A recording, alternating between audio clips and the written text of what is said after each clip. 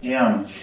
Yes, about this called new wave, Romanian new wave or wave. I don't know what's exactly the name. I really agree with Alex. I think you are really individual who are trying to do good films.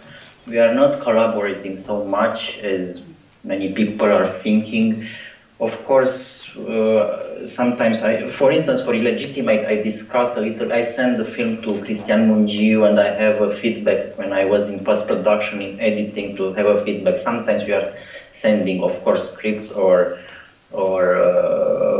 films to some colleagues. Sometimes I send to Porumboy, but we don't have, let's say, meetings together to plan how to look the Romanian cinema. This is not at all.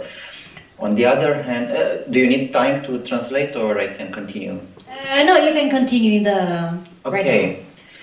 On the other hand, I came in this so-called new wave maybe a bit later. I think the new wave, it was formed by the names like Mungiu, Cristi Puiu, Porumboiu, Radu Muntean, and I don't know, me and Radu Jude and maybe some other directors came like a second wave after this new wave. I don't know why it's new, and yeah, I think we are individuals who maybe are thinking in the same way. We have some common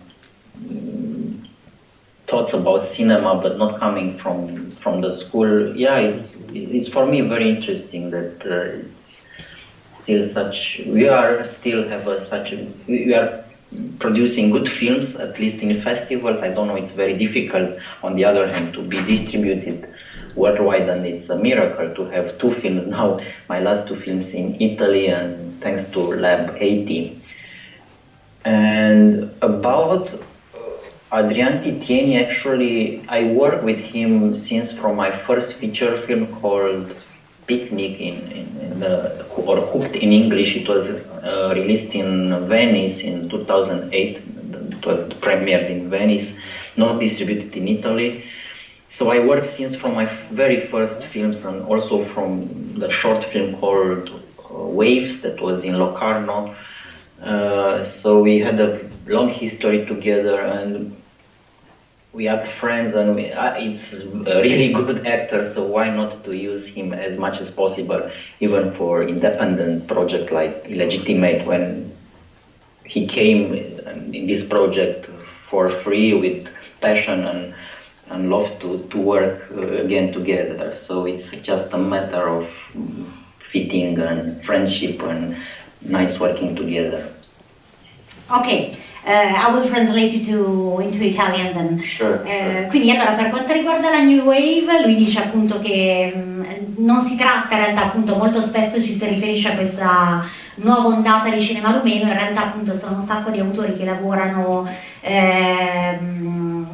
che fanno film contemporaneamente, i cui film sono mostrati chiaramente nei festival e nei cinema, però non provengono in realtà, non hanno diciamo l'usanza di lavorare realmente insieme, non hanno spesso frequentato nemmeno le stesse scuole di cinema. A lui è capitato comunque di collaborare con altri registi perché chiaramente sono amici, quindi ad esempio anche allo stesso Mungiu ha mandato il film nella fase appunto di montaggio per avere dei consigli da parte sua, così come ha fatto appunto nei confronti di altri registi, però appunto non si tratta di una collaborazione reale sul piano lavorativo, ma più di consigli che si danno l'un l'altro.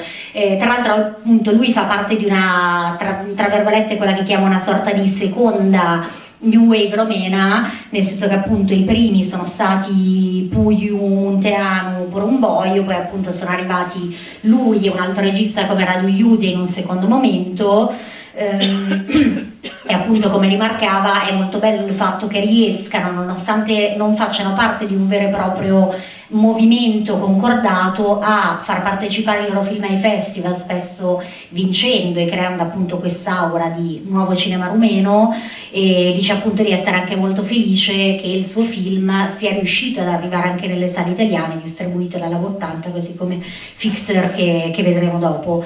Per quanto riguarda invece la scelta di Titin, è un attore con cui lui ha collaborato sin dal suo primo film, che era Picnic, presentato a Venezia nel 2008, e sia dal cortometraggio Waves, che era presentato appunto, è stato presentato a Locarno, essendo appunto non è stata tanto una questione quindi di che cosa rappresenta Titin da un punto di vista attoriale, di immaginario esatto, ma che cosa rappresenta per lui da un punto di vista umano. Sono molto amici, hanno collaborato tantissime volte, ha partecipato al progetto con passione, volontariamente, gratuitamente a quanto sembra, per cui ha detto perché non sfruttarlo anche in questa occasione.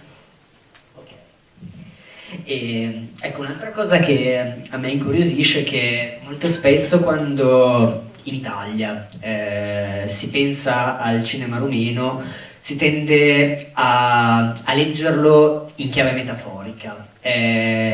Si pensa sempre che, cioè, lo sguardo con cui ci relazioniamo ai film è che ci sia sempre un'allusione a quello che è stato il loro recente passato, in particolare al regime di Ceausescu. Quindi mi interessava sapere se c'era da parte sua questa esigenza di confrontarsi con questo passato, se è un passato che hanno elaborato o se stanno elaborando.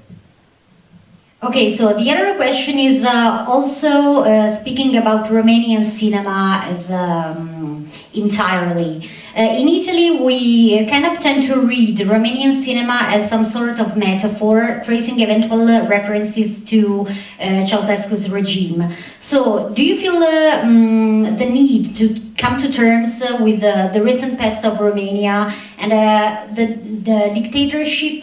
Is it something that you have already kind of elaborated, or you still have some issues that are still urging to express? If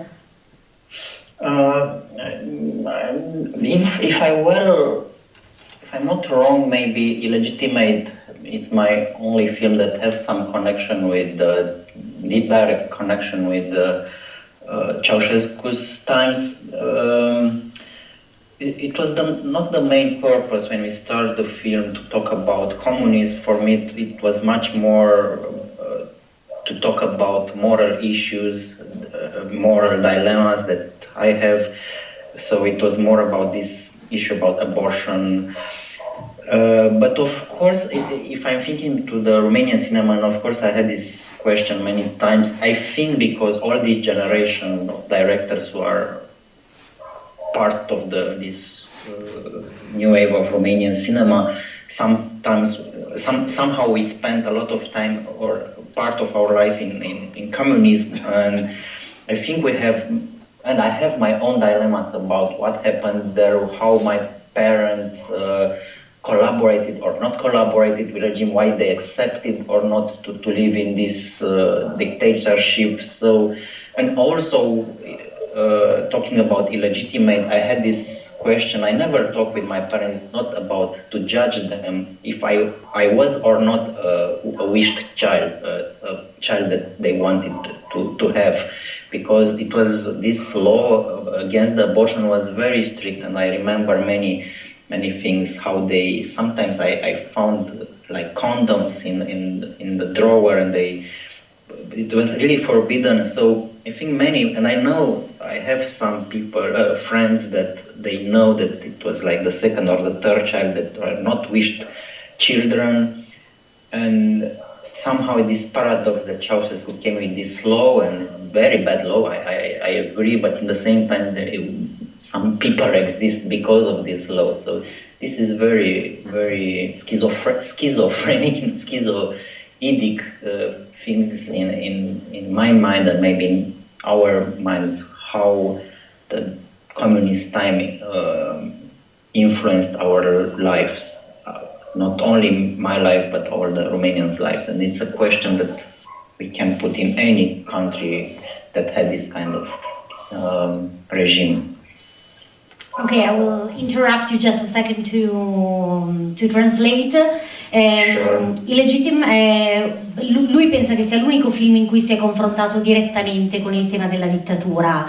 Diciamo che non è stato quello il motivo principale che l'ha spinto a girarlo, perché appunto il motivo principale è stato più qualcosa legato a dilemmi etici, dilemmi morali, il tema dell'aborto, eccetera, eccetera. Però lui si è chiesto più volte sia il perché il cinema rumeno, sia soprattutto appunto quello della New Wave, della nuova ondata appunto del cinema rumeno, si sia confrontato così tanto con la dittatura. Chiaramente una delle ragioni è che anche per questioni di età molti di loro hanno partecipato, sono nati e sono cresciuti sotto il regime comunista. Lui stesso nello scrivere appunto il Illegitimate si è ritrovato appunto di fronte al dilemma del sono o non sono un figlio voluto, perché appunto si ricorda appunto di quelle che erano appunto i legacci tra virgolette di questa legge, e da un lato appunto ricorda anche dei dialoghi con dei suoi amici che hanno scoperto poi di essere dei figli non voluti. Quindi lui dice, da un lato c'è questa situazione quasi schizofrenica, paradossale, in cui conosci la brutalità di questa legge e i termini in cui era portata avanti, da un lato se non fosse stato per quello molti miei amici in questo momento non sarebbero qua. Quindi diciamo che sono delle tematiche e una riflessione su un regime, quindi e anche le sue brutture, che fa parte forse del vivere in questo regime e in qualsiasi regime di qualsiasi paese sia. Ecco, Illegittimo è stato girato in solo 2 settimane e con un ciak per ogni scena. Infatti è interessante leggere il film anche come un laboratorio di improvvisazione, dove è stato scritto un canovaccio e poi insomma ci si è abbandonati a quelle che erano le dinamiche che si sviluppavano sul set. Ecco, Sitaru a questo riguardo ha dichiarato: ho lasciato che la vita e gli attori lavorassero per me. Ecco, volevo sapere perché ha adottato questo metodo di lavoro. Okay, now regarding the film, you directed it in 2 weeks only with a single shot. I think I understood the okay. question. Perfect. It's very close. Sometimes I'm understanding. If it's missing something, just ask me in English. So yeah, it was for me first. I didn't plan to do a film. It was just a kind of experiment that I had in my mind to do, and I had this opportunity to use some actors. Actually, it was some actors, non-professional actors from Alina Grigorev, who was Sasha in the film, who has a kind of private school. Course is not school from 3 months to 6 months. So I had this idea how to if you are talking about hyperrealism, how to avoid the script writing, because in the script writing for me it seems to be very artificial when you are pushing the actors to start here and to end with these lines. And I tried to make more a hybrid between documentary and fiction. So I somehow working with them during 1 year, maybe more. I discovered, or I set up 2 rules. In the real life, we have only 1 shot, 1 take. Like now, even if we are redoing or this meeting, Skype will be probably with other answer, or I will change something. So we have only 1 take, and this is a setting of documentary, observational documentary. What I did fictionally, it was the characters, so we build fictional characters, and I said that in real life we have goals, purposes, in the daily life, small purposes to survive, to eat, to impress somebody, or big goals to be a director, or I don't know, I think you understand what I mean. So in this way of working, I gave them goals. So each day of shooting, each night actually, I send them personally goals to achieve in the scene. But otherwise, I left them to shoot, and like in a documentary I used two camera operators, and during this exercise I realized that wow, it's interesting, such a great dialogue, so naturalistic. So I decided, yes, let's try to do a film. And yes, it was easy to have in 2 weeks a lot of materials, and we shot only 12 hours per day, but they stayed in the character shoes, they stayed in the character 24 hours per day. So we had a lot of material in the end, and yeah, for me, I loved a lot this way of working. It was very similar with the way when you are doing music, like jam sessions. So because I did some music before going to the film school, so just improvising together with other musicians here in the film was just improvising with some other very good actors. Day by day, they improvised, they came with some new story. I tried to improvise the next day of shooting in concordance, in respect of what happened before. So it was just an experimental way of shooting, but for sure I had a kind of red line that I tried to follow without trying to impose them how to follow. So I had a kind of red line from where I want to arrive. Sorry for being so long. Don't worry, it's interesting. No, allora, quindi appunto lui dice inizialmente non voleva esattamente girare un film, lui si è ritrovato appunto a portare avanti un esperimento con degli attori spesso non professionisti, mettendo appunto, decidendo di fare qualcosa che non fosse costringente, come appunto il fatto di avere uno script già completamente adattato su di loro. Voleva fare qualcosa che fosse più un ibrido tra documentario e fiction, e appunto ho scelto di fare due cose, di mettere due regole. La prima è seguire quella che è la regola del documentario della vita reale, ovvero non hai due take, cioè non hai la possibilità di rifare una cosa che stai facendo, cioè nella vita c'è solamente un take, una ripresa, mentre invece l'elemento di finzione riguarda appunto i personaggi. Lui ha creato dei personaggi e, così come accade nella vita, ogni personaggio ha una sorta di scopo da raggiungere. Lui ogni sera diciamo che ha vissuto con loro praticamente per vari mesi, ha poi girato con loro per un totale di 12 giorni, quindi 12 ore al giorno, e ogni sera parlava con loro dandogli degli scopi riguardo a quello che dovevano fare, senza seguire però direttamente uno script troppo appunto stringente, come dicevamo.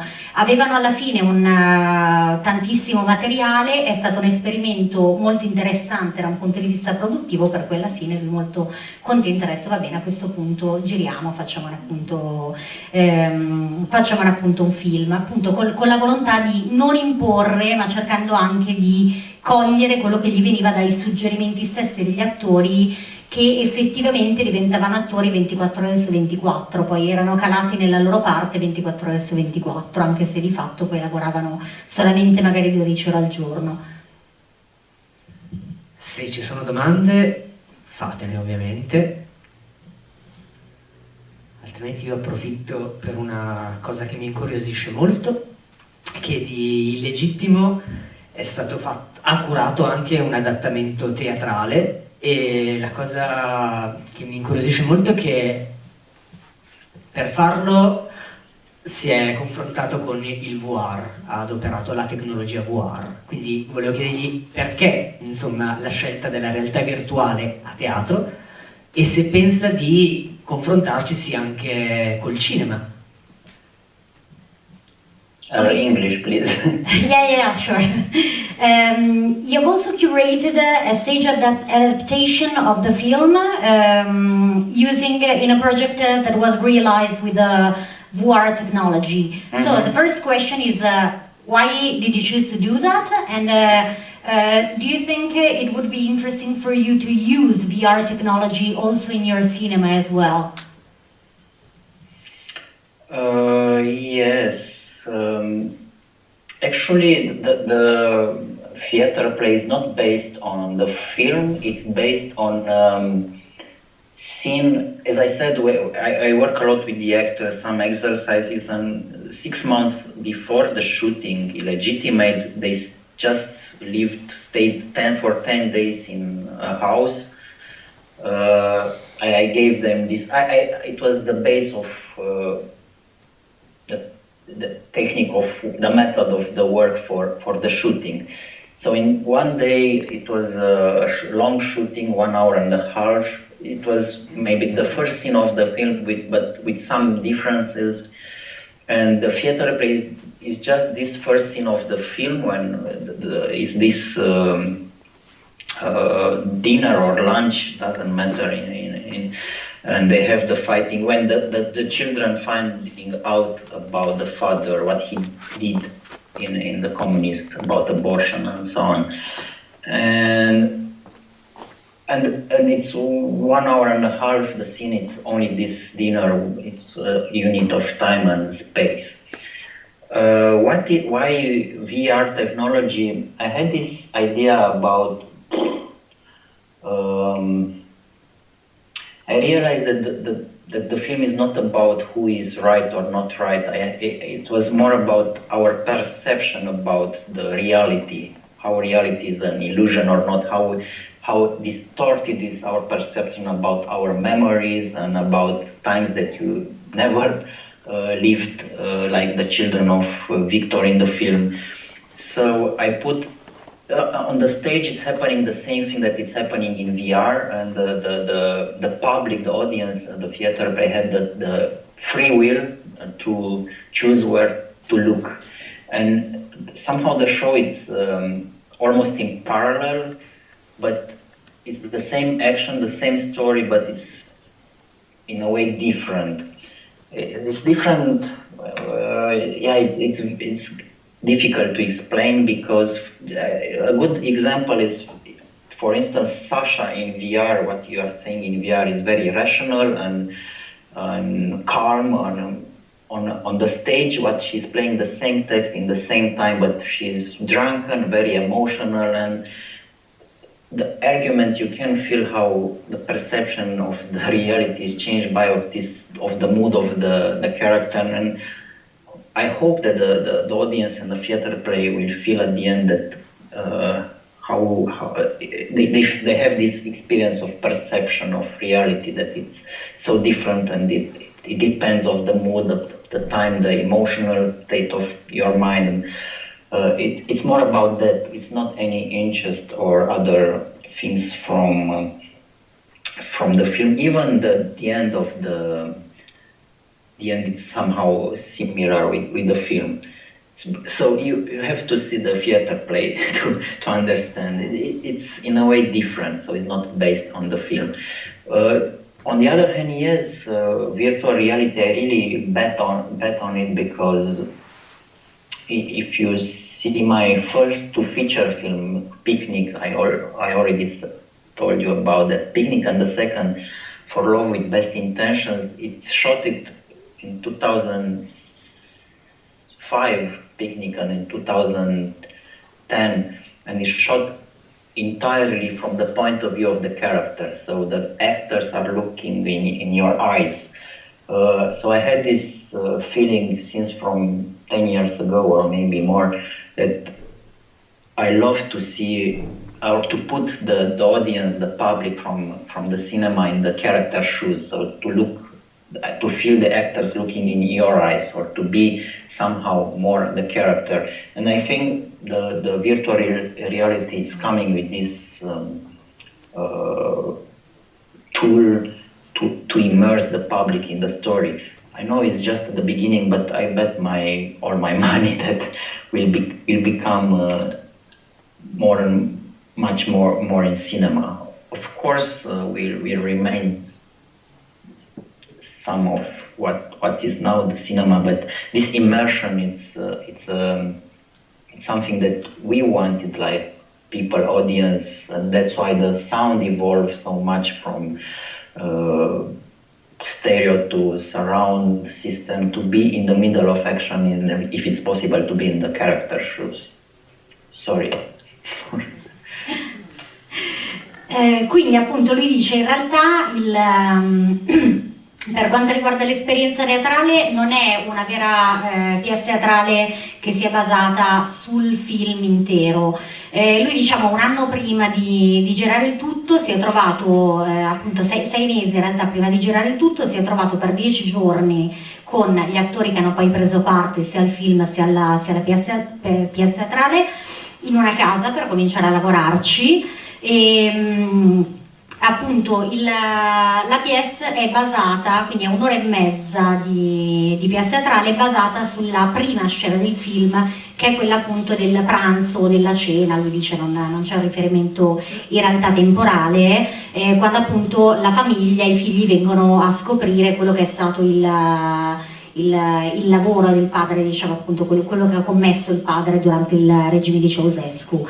Per quanto riguarda il VR, durante lo spettacolo da un lato lui dice ci sono, nel momento in cui lo si guardava in VR e si guardava effettivamente quello che accadeva sul palco, molte cose sono simili, nel senso che guardando attraverso il visore non ci sono delle differenze estreme. Ci sono però delle differenze sostanziali in alcuni momenti e soprattutto riguardo appunto al comportamento di alcuni personaggi. Si vede ad esempio Sasha che nel momento in cui è effettivamente sul palco è una figura che si muove in modo ancora razionale. Nel momento in cui la guardi in VR, quindi attraverso il visore, è una persona che invece si lascia completamente andare all'irrazionalità, è ubriaca, e quindi lui dice quello che io volevo far emergere era era appunto la differenza dello stato mentale, quindi il problema della percezione, che è una delle tematiche del film, ovvero non far emergere che cosa sia giusto, che cosa sia sbagliato, quale sia più o meno la verità, ma la nostra percezione, il ricordo, il falso ricordo, eccetera. Anche alla fine appunto ci sono delle differenze per quanto riguarda anche sul finale appunto della pièce. Per quanto riguarda appunto la sua esperienza in campo cinematografico, lui dice sia a partire dai suoi primi film, quindi appunto Picnic come faceva riferimento e anche For Love with Best Intentions, a lui è sempre interessato far calare lo spettatore proprio nei panni dell'attore, quindi farlo immergere completamente, quindi attraverso anche l'uso di soggettivi o l'attore che guarda spesso in camera, eccetera. Quindi il VR per lui è come se fosse lui scommette tantissimo su questa nuova tecnologia, non è per lui, non soppianterà completamente il cinema, però per lui è una modalità fondamentale proprio in questo senso, nella volontà di far calare sempre di più, fare immergere sempre di più lo spettatore, quindi l'audience, all'interno del mondo vissuto dai personaggi, proprio in questo mondo percettivo, in questo stato mentale. Stessa cosa, lo stesso lavoro è portato avanti appunto dal suono. Diciamo, nel cinema negli ultimi anni c'è stata una grande evoluzione anche da quel punto di vista, dallo stereo al Dolby Surround, quindi tutto diciamo concorre ad un'immersione sempre più forte dello spettatore nei confronti di quello che vede sullo schermo. Sì, infatti. Bene, quindi ringraziamo enormemente Adrian Sitaru. Volevo chiedere solo sì. se avesse la possibilità di usare artisti internazionali, un cast internazionale, chi sceglierebbe? Un uomo e una donna? Così una risposta breve perché dobbiamo iniziare. Just a very quick question from the audience. If you had the opportunity to work with one international actor and one international actress, who would you choose?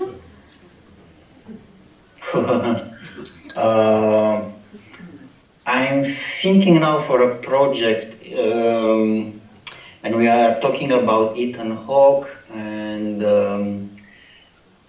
what I would like, but we are not talking about, but I would like Nicole Kidman as well. I think there are many, but it's very subjective why this one or the other one. Probably it remains something from some films, and yeah, so Ethan Hawke and Nicole Kidman for the moment. I don't know tomorrow. Ok, quindi appunto molto velocemente dice al momento sto pensando a Ethan Hawke per un progetto e Nicole Kidman, è una scelta appunto molto soggettiva, molto a pelle, però domani potrebbe cambiare tutto magari, quindi per ora se devo dirne una, due sono questi. Va bene, quindi so we thank you very much for being here virtually.